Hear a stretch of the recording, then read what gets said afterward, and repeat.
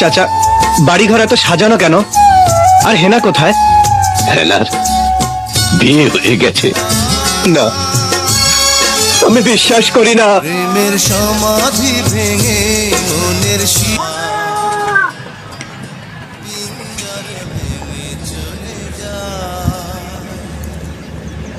আব্বা,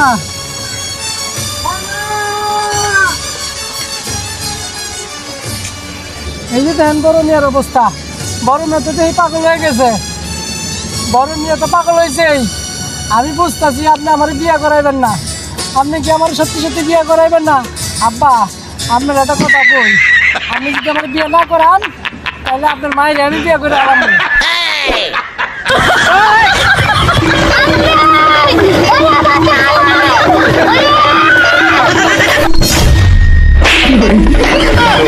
No, no, no.